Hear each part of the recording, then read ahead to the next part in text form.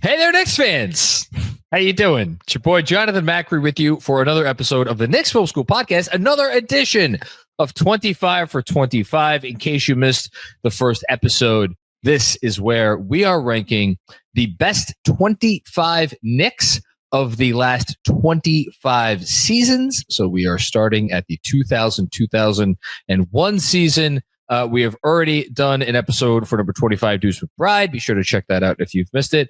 And once again, as I was for the Deuce episode, I am joined by my good buddy, Andrew Claudio. Hello, Andrew. How are you? Hello, John. Is this the best Knicks of the last 25 seasons? Is it the greatest Knicks?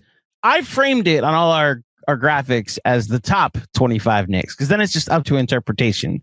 What you want to base your criteria, because we told everybody rank these people from 1 to 50, and there's some variation in the rankings, which we will get to later when we have a guest on to talk about why this person that we're about to talk about is on said list. So that's a good entryway into number 24, Nate Robinson, because Nate Robinson, so let me start by saying, as you see the stats up here for Nate, who attended Washington up in the Pacific Northwest. He was drafted 21st overall by the Suns, but then it was a draft day trade that sent him to the Knicks on draft night, along with Quentin Richardson in exchange for Kurt Thomas, and the draft rights to Dewan Thompson. Am I reading that correctly, Andrew? That's the I and the J are too close together. It's Dijon. Dijon. It might even be Dijon. I might have Frenched it up. This is the 2005 NBA draft, by the way. That was part of a very notable draft class for the Knicks, where they ended up with 3 first-round picks: Nate Robinson, Channing Frye, taken 7th overall, friend of the pod, and a 30th overall pick by the name of David Lee, who, spoiler alert, is going to be a little bit higher on this list. But just proof that Isaiah Thomas, as an executive for all of the moves that he gets lambasted for to this day, like, did some things right and made some good moves, often surrounding his draft picks. Anyway, Nate Robinson, 3-time slam dunk champion, 2006, 2009, and 2010. He finished 3rd in 6 Men of the Year voting, behind J.R. Smith and Jason Terry in the 2008-2009 season. And he is 12th in total points, 10th in total threes, and 14th in win shares among the years that we are talking about. And I will add one additional stat, which is that among players who, if you go to Basketball Reference and you put in point guards who played for the Knicks in the time frame that we are dealing with, nobody played more games of point guard for the Knicks in the last 25 seasons than Nate Robinson. And I think if you're listening to this episode and you're like, man, Nate Robinson, fun player, cool dunk contest stuff, good for an exciting moment or two here and there. One of the 25 greatest Knicks, or best Knicks, or top Knicks, whatever you want to say, he is not. I get it. I get that response, and I'm preemptively kind of pushing back on it, because while it may look like Nate is here because he kind of compiled a lot of games and a lot of years with the team during a time when they didn't really have much else going for them. My question that I will pose to you, Andrew, who was lower on Nate than, I'm just going to say pretty much anyone else in the Knicks Film School faculty, short of LeBron James, Michael Jordan, Kareem, maybe Tim Duncan, might be forgetting 1 or 2 names. I don't know that anyone in the history of the league could have come to that version of the Knicks and made them a competent team. So I think, for as much as we may hold what the state of the Knicks was at that time against guys like Nate Robinson, personally, I just can't do it. It's why I'm glad that he ends up on the list, despite the fact that I had him ranked in the 30s, and there's only high 30s, 33. Yeah. 33. So I'm one of 2 people in the faculty that ranked him in the 30s, and it's not even a performance-based conversation. It's very much I became a Knicks fan in the late 90s. After Michael Jordan retired, I decided to actually pick a team, and I picked the local team. And the first year that I followed said team, they went to the NBA finals, and the year after that, they went to the conference finals. And I thought this is how life was going to be going forward. Alas. And then the 2000s happened. And for me, someone that was in my mid-20s and like baseball was happening and football was happening, and I was experiencing success with those teams as a sports fan, I had the Knicks, and they were just a punchline. And anything good was just like a cute, momentary thing. And so while I enjoyed the dunk contest, and I enjoyed his buzzer beater against the Sixers, and I enjoyed him shooting on the wrong, I actually enjoyed him shooting on the wrong basket and D'Antoni getting mad at him, even though the shot didn't count. And then coming off the bench after being benched for 30 days or whatever it was, and putting up a bunch of points to win the game. And I enjoyed all of that in the moment, but recognized none of this matters. And now that I'm with the benefit of hindsight, you got to go through some growth in order to become the sports fan that you want to be one day. I don't know, John, any thought that I have to Nate Robinson and a couple other Knicks, and it's probably why I ranked them where they ended up being on my list a little lower. It's like to a time when it wasn't my proudest to be a Knicks fan. And so do I want to remember that time as fondly? And I'm glad that there are other people, one person in particular that may join us a little bit later, that are able to look back on that time more fondly and more appreciative than I was when it came to the ranking. And it's why I'm happy we get to celebrate Nate Robinson a little bit today. I'm happy too. And I'll speak a little bit more about that when we get to our lasting image of his as a Knick, which I'm going to cheat on a little bit. But to your point about none of this matters, look, we've had a lot of seasons as Knick fans that it becomes pretty clear pretty early on that none of this matters. The difference and why I think Nate's legacy is, let's say, complicated here is that it's not only that the games didn't matter because the team stunk. It's that nobody got the feeling that if the team ever, God willing, was going to become good again, that none of those players were going to be involved. Whereas typically in the NBA, if you stink and you have some young players on your team, like a fan base is going to show up and be like, all right, let me see what that guy in year 2 or year 3 or whatever, what he's doing tonight. There was a little bit of that with David Lee. But I don't know that it was ever really strong. I could tell you it was not present with Nate Robinson. No one at the time was watching Nate Robinson and be like, man, when this team gets good, imagine what this guy's going to look like coming off the, like, I don't think we thought of him in that way because the team was just so dysfunctional on and off the court. And he was, I don't know how else to, this is, I was going to come off as derogatory, and because I had him ranked second highest among anybody behind only person that's going to join us later. It was like a carnival act. It was not a serious thing. It's just, oh, this little guy is going to come and he's going to try to dunk and he's going to do some crazy. It wasn't, I don't know. It was something else. It's why, and we'll get into this with lasting legacy, and maybe more so regret, but the Knicks went through a run of guys where you looked what they did on other teams and you were like, oh yeah, that's probably how they should be used on a team that's playing in important playoff games. And here they were miscast and misused and poorly managed and poorly developed. And it's why I am able to give a pass to Nate Robinson, as it seems that you are as well, that any negative feelings that are had toward you are about the Knicks and not about you. He has so many moments, though, that I go back to when I think about his tenure with the Knicks. And honestly, he ended up in an awards race, too, for Sixth Man of the Year in 2009. But so let's get the last thing. If we want to start there, like the moments end up being like some of the best of that decade, post conference finals. So I don't know if you want to go first on this. No, I want you to go first for this one. So it's a tie for me because the blocking Yao Ming continues to be one of the craziest things I've ever seen. He's 5'9", Yao Ming's 7'5", and he blocked it clean. I know on the follow through he hit Yao Ming in the face. Show the blood. Like, I don't care. That was a clean block as far as I'm concerned. And it just in the moment, it's like, oh my gosh, our under 6 footer just blocked Yao Ming. My lasting image, and unfortunately it had nothing to do with the Knicks basketball game, will be him dunking over, not even the one over Dwight Howard, but the one over Spud Webb, because theatrically it made sense for him being that small to dunk over the previous smallest person to ever win a dunk contest.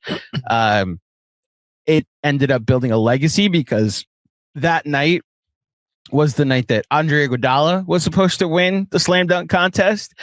And then the following, I think it was 2 seasons later, Dwight Howard had a coming out party of his own and ended up winning the dunk contest. And then it became Nate versus Dwight, and Dwight with the Superman, and then Nate with the kryptonate, as they say, or as he said, and the Knicks green jersey and green shoes ended up defeating Dwight Howard. It's still, when he dunked over Spud Webb, the entire building went nuts because it was clean, and he ended up winning the dunk contest that night. So him dunking over Spud Webb will be my lasting image of him. I have some honorable mentions, but I'm curious to see where you go with this. I said I was going to cheat for this one, okay, because it's lasting best memory or lasting image as a Knick.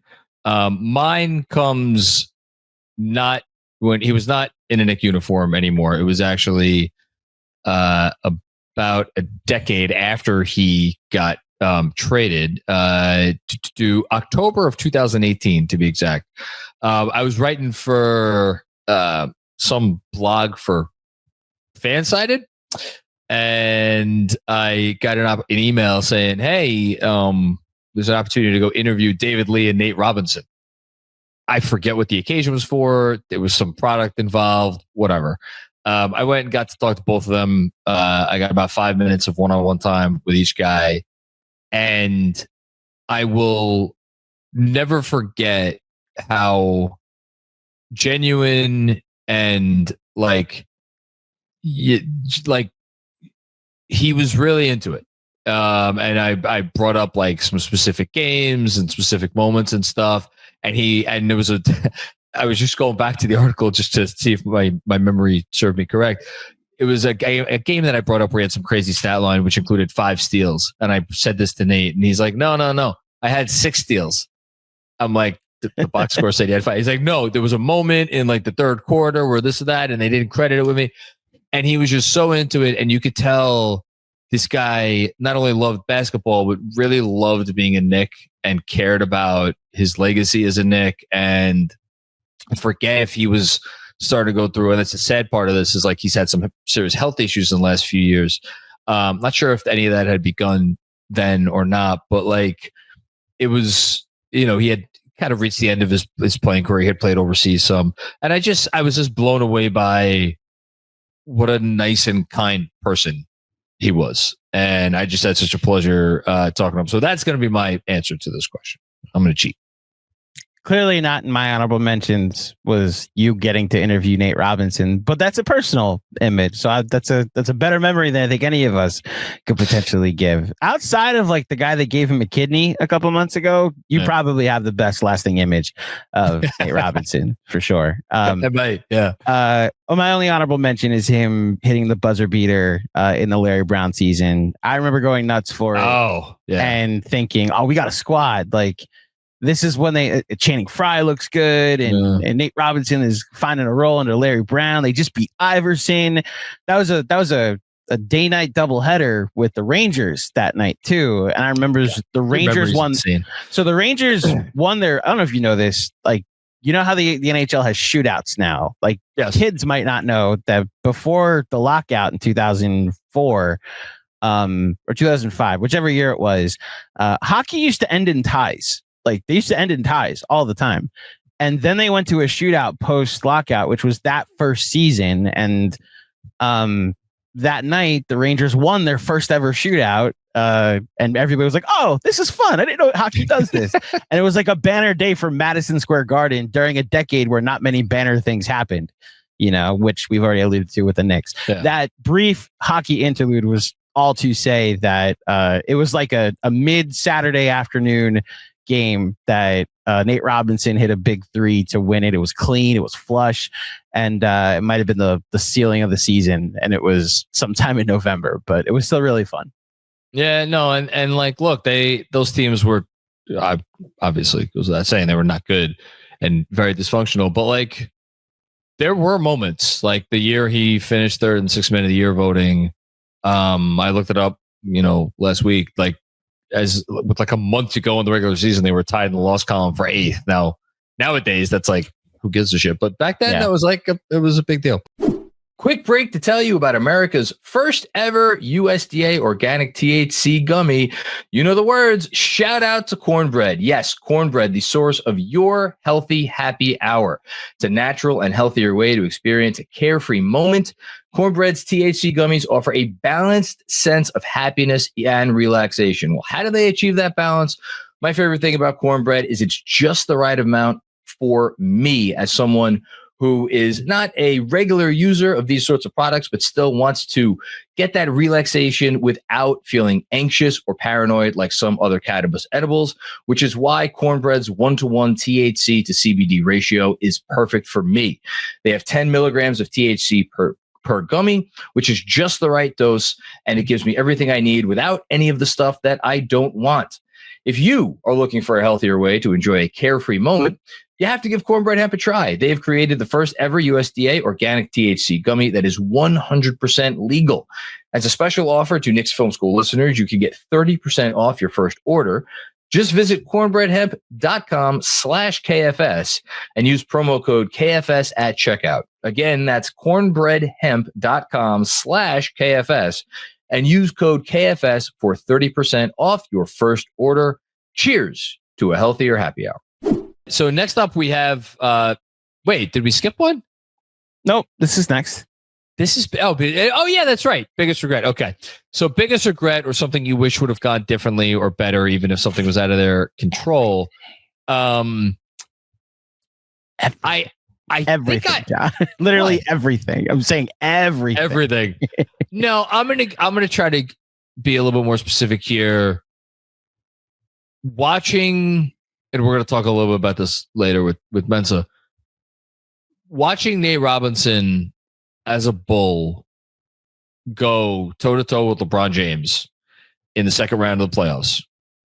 And I will never forget watching game 1 of that series. Like, you have this crazy memory for a lot of things. That's one game that stands out in my mind because he was fearless and it was the biggest stage he had ever been on in his life. Obviously, the first time he had been. Well, actually, I shouldn't say that because he had been to the finals with the Boston stealing Celtics. From my lasting image. Yeah. Oh, yeah. Sorry. So no, you're good. Keep going. No, but I get it. Then it dovetails with yours. The point is, this guy had something that if he was ever on a winning team, and in fact, he was on winning teams, he was a guy you could count on in the biggest moments. And like, look, we don't have to go through the entire roster of the Mellow Knicks and imagine what it would have looked like if Nate Robinson was still on the team.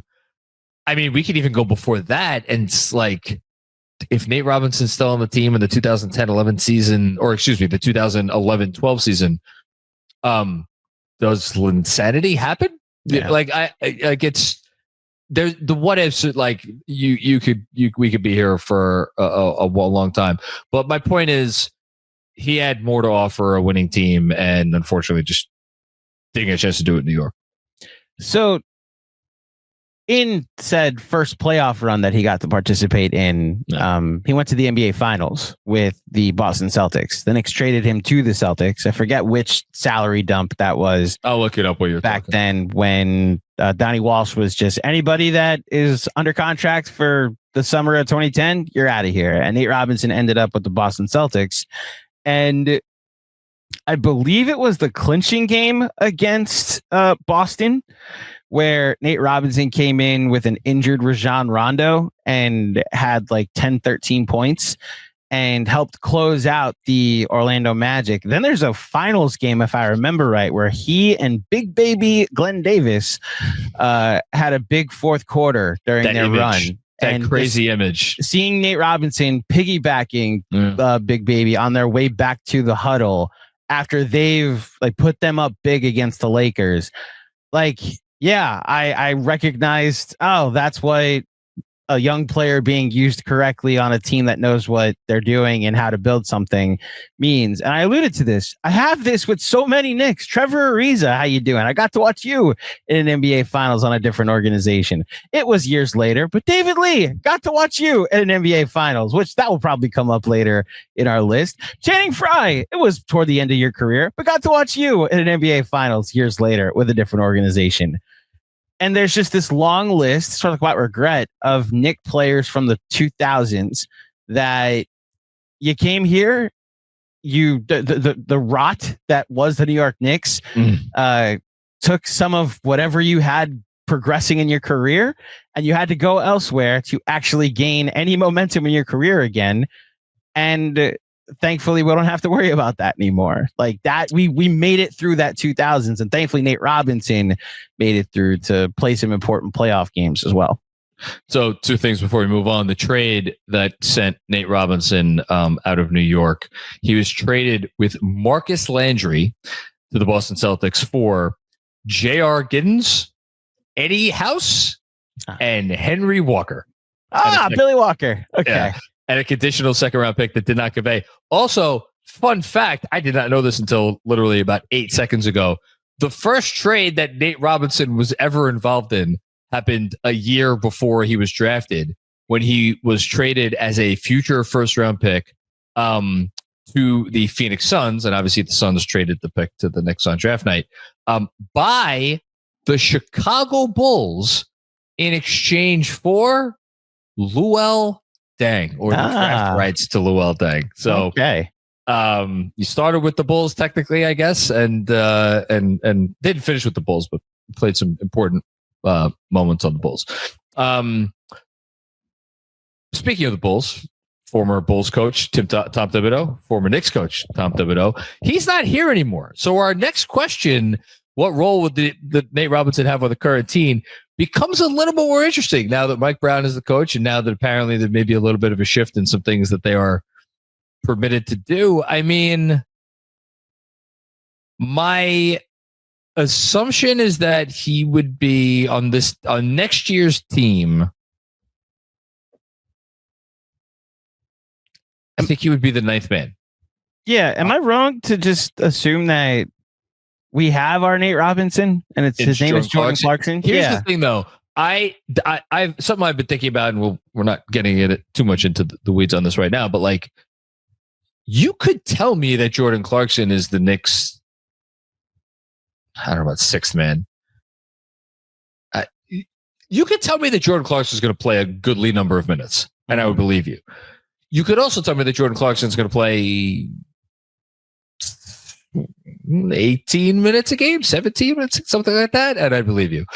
I think if Nate Robinson was on next year's teams, he would basically be like the campaign of next year's team. Oh, see, I think the Knicks are a well-run organization. I watched well-run organizations use Nate Robinson. Now, here's the thing: there were moments when he wouldn't play. Like when he was with the Thunder, he was in and out of the rotation. Honestly, throughout this playoff run with the Celtics, it's a 3-minute game here. Yeah. Yeah, it was like playing 15 there. It's really when he got to the Bulls that Tibbs found a new toy, and they were hurt. They were hurt, but like when he entered the rotation, he stayed in the rotation, and that's where like him being productive was really cool to see. I think it's one of those heat check type of things where if he's got it going, then you let him cook with the second unit and potentially stay in with like there's a lot of Michael Beasley to it, where it's like, I don't know exactly what I'm going to get from you, but I need to play you because the ceiling is so very high.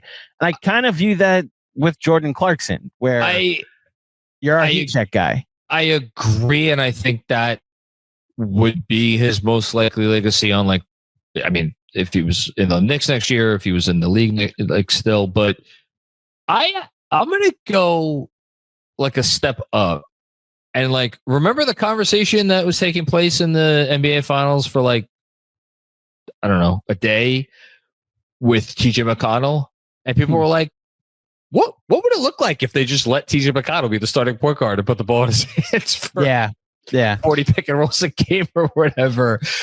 I wonder if there would have been a moment where the same conversation happened surrounding Nate Robinson in a league that right now I would argue is much more skewed towards offense first players.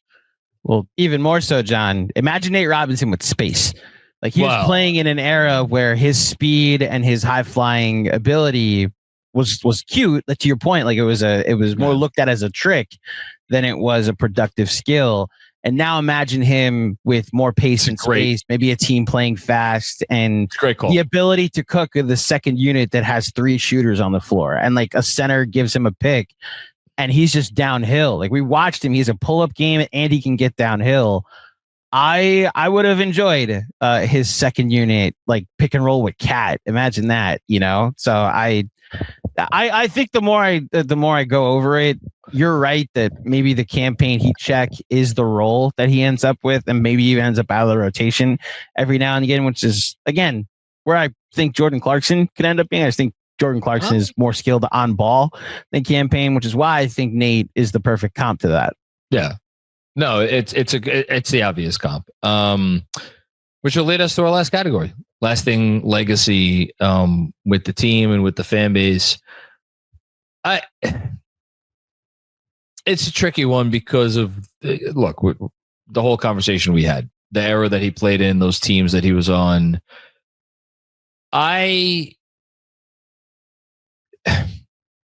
think Nate Robinson is someone that his greatest accomplishment is that during an era when, as you said, you were embarrassed to be a Knick fan,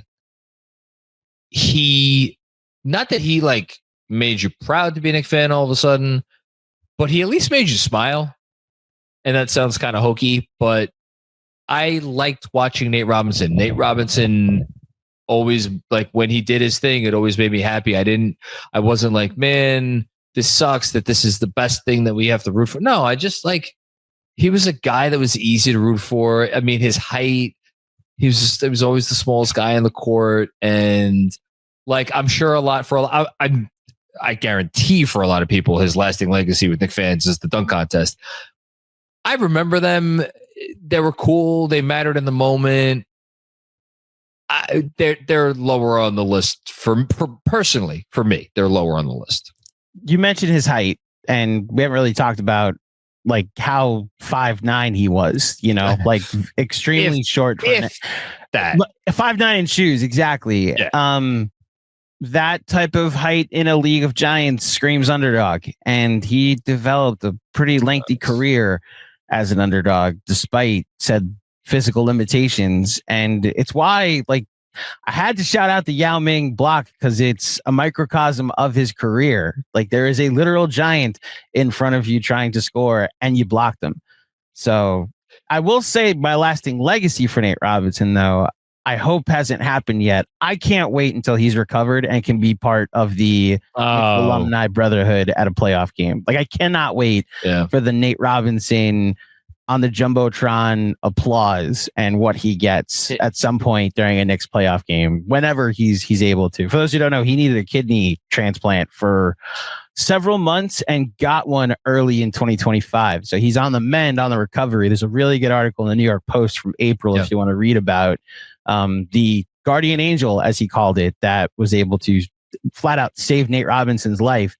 And so, yeah, I'm looking forward to his lasting legacy be what a lot of the legacies that have been rewritten about former Knicks that didn't accomplish much, but are now part of a Knicks era as fans like us of a team that is accomplishing some pretty significant things. Listen, man, Stephon Marbury has made a little second career for himself being a mascot now for the Knicks. Like, Nate Robinson, come on down. I mean, I know, look, spoiler alert, again, Steph's going to appear a little bit higher on the list, but people have a lot more mixed emotions when it comes to Marbury and the Marbury era. I don't think that's the case with Nate.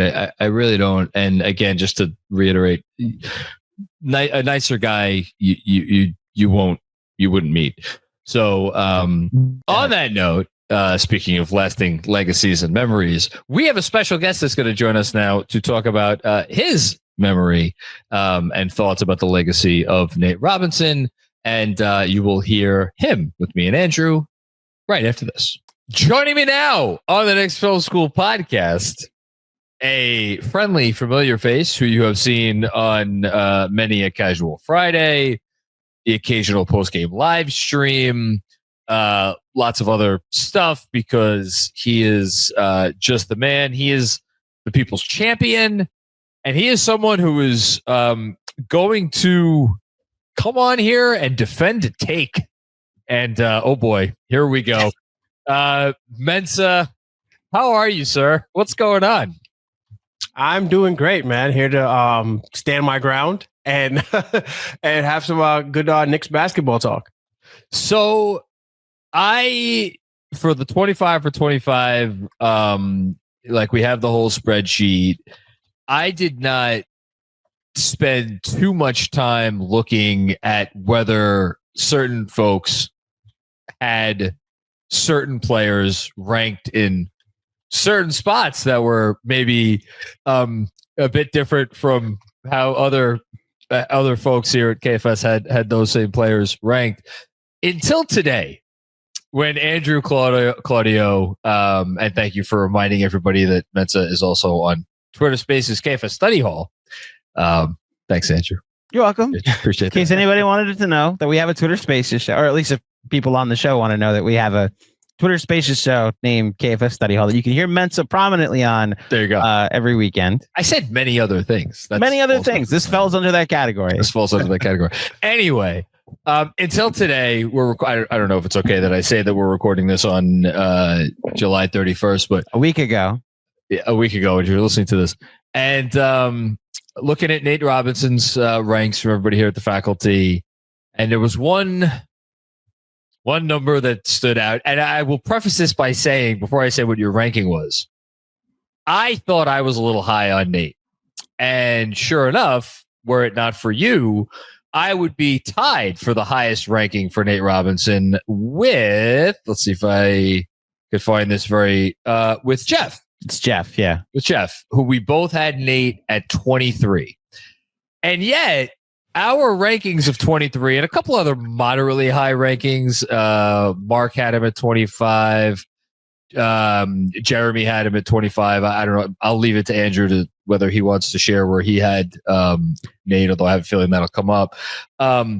Even those like rankings that were, within the top 25, I don't think would have been enough to have Nate Robinson make the list, were it not for one ranking.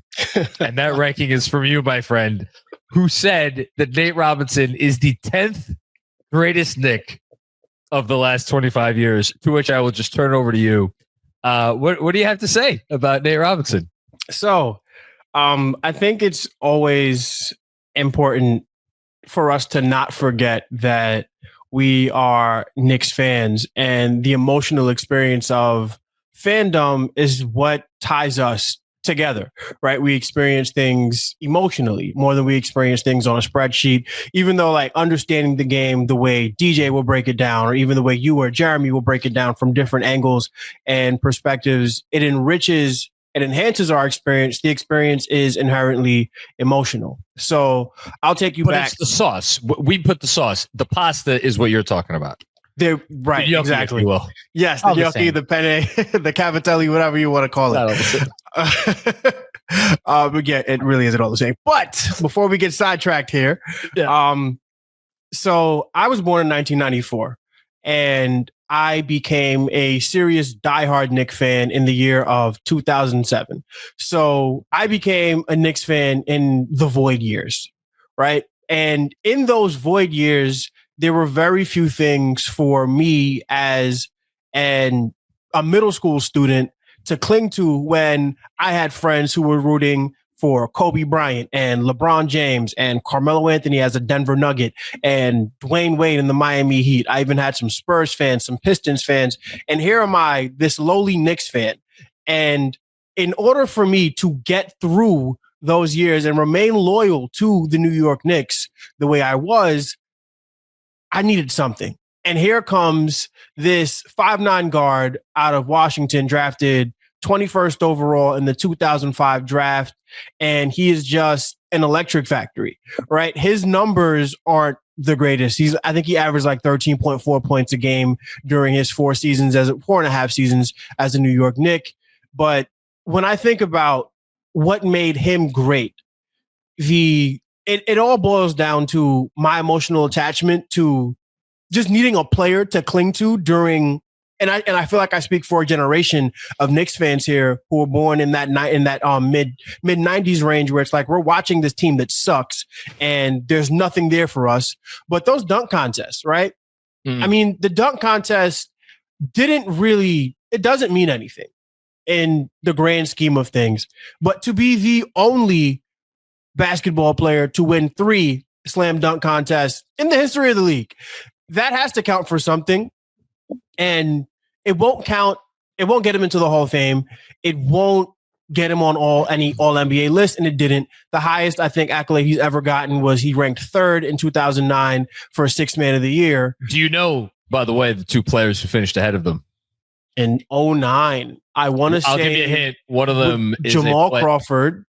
Good guess, but no.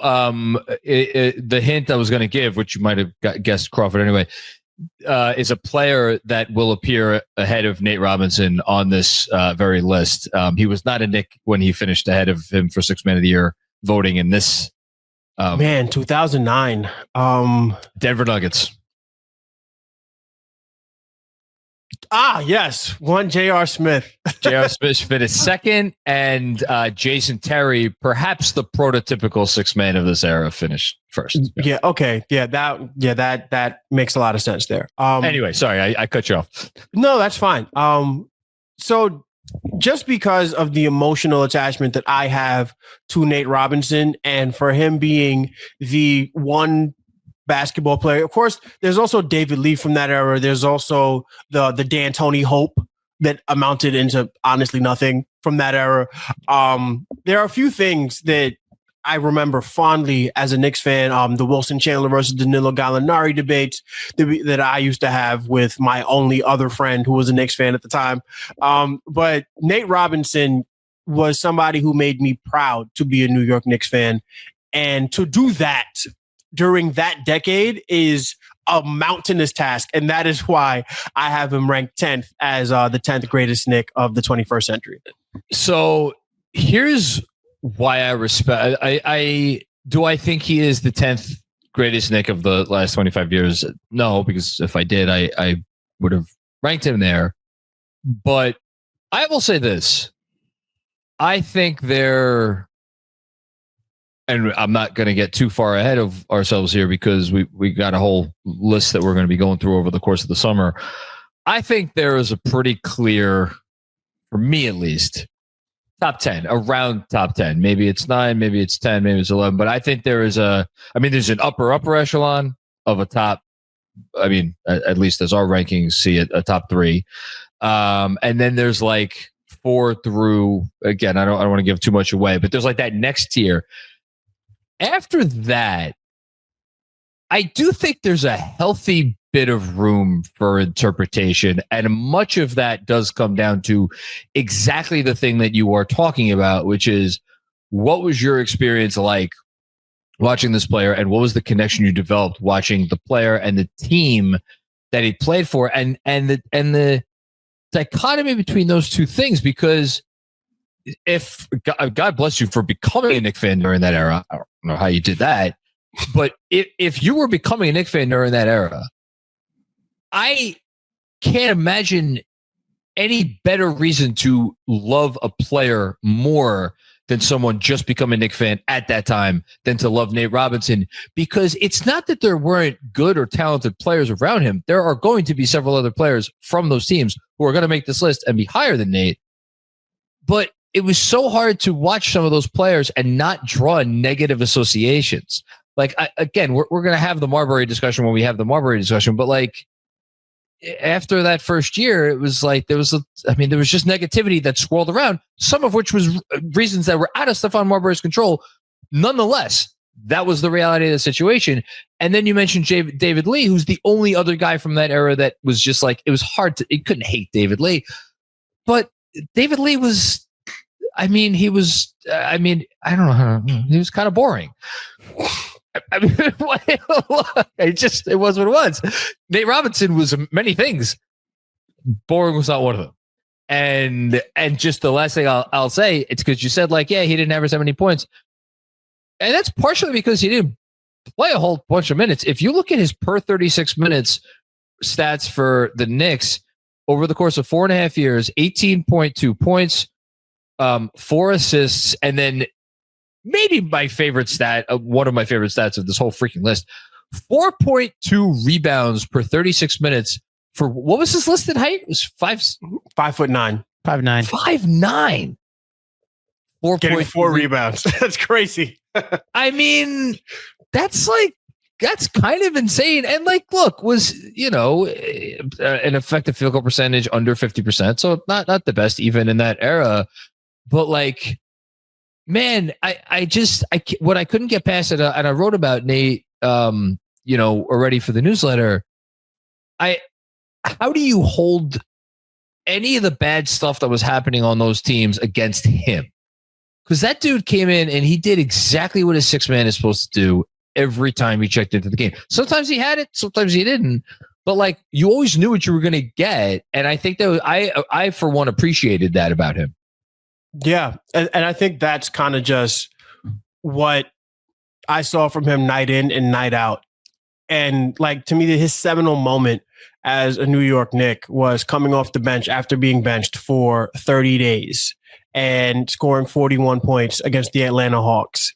It's just, the guy he meant so much to me as a 14-year-old and a 15-year-old who just needed somebody to be proud of, because all my sports teams are New York based because I'm a proud New Yorker. And in those times when it was always about look ahead to 2010 and look ahead to what this guy is going to bring, we had one person on the roster who at least made me proud enough to be a Knick fan. And I think that even though I'm ranking him way higher than everybody else, I can acknowledge that, no, he's not one of the 10 or even 20 most talented New York Knicks to have played for the Knicks since 2000.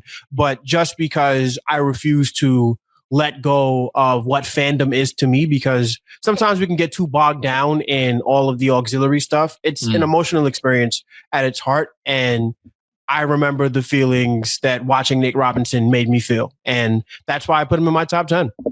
I have to ask one question before I let you go. During the Heat Bulls series in the 2013 playoffs, were you rooting for him pretty hard then?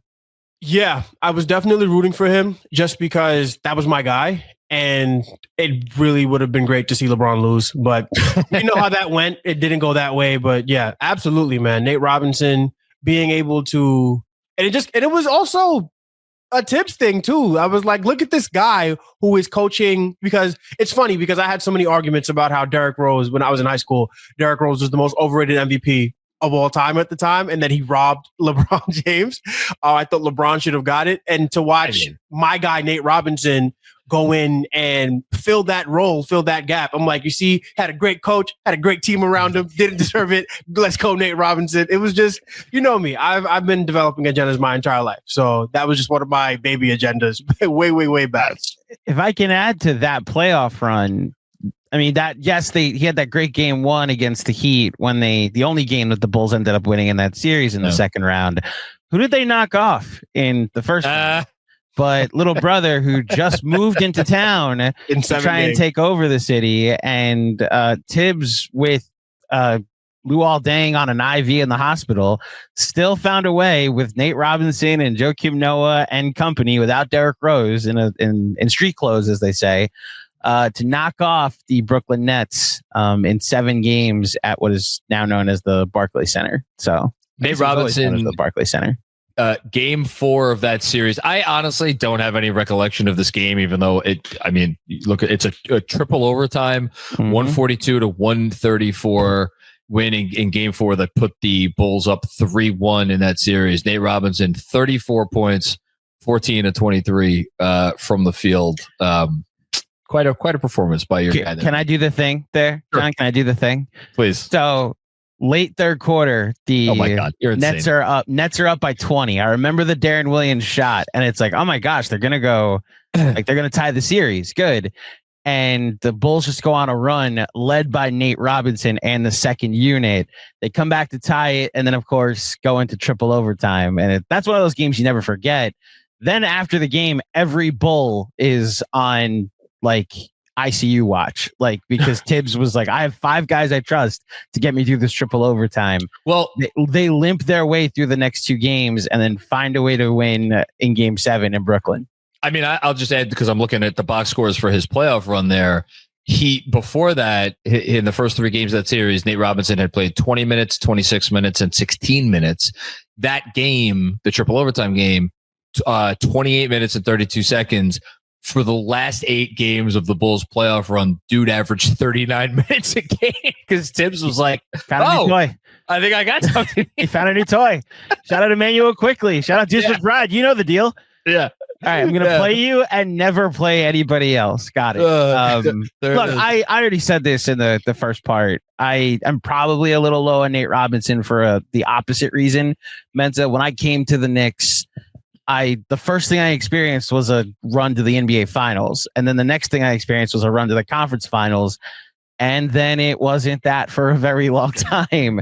So it felt like all memory of Nate Robinson, all memory of David Lee, Jamal Crawford, like that run of guys. It's almost like a triggering to a relationship I was trying to say was a healthy one. But in reality, I felt like I could probably be doing better. But I also co-sign the dunk contest is like a thing I still invest in. That All-Star Weekend and a celebration of basketball, and it being the thing that the Knicks got to celebrate. And me in my early 20s, like still making time to get together with some friends. And it's like, oh, our guy is going to outduel Andre Iguodala, and then 2 years later take down a guy called Superman with the Kryptonite jersey. Like I was all about it. Kryptonite. So, yes, Kryptonite. Good correct. Important correction. Actually, yeah. So yeah, I was glad Nate ended up making the list, and thank you for being the reason that he ended up doing that. I'm happy to be of service. There you go. Good shit, man. This was good. I'm happy we had you on for this. We'll have to get you on for a couple more of these before. Mensa is scheduled for 2 more. One should be very obvious. I'm not giving away anything. But you don't need to, is the point, John. One should be very obvious when Mensa will be back here. All right. Mensa, you're the man. Thank you for hopping on. Andrew, thank you for another fine episode. And thanks everybody for checking out another episode of the Knicks Film School Podcast. We'll be back with more fun and games before you know it. Peace out.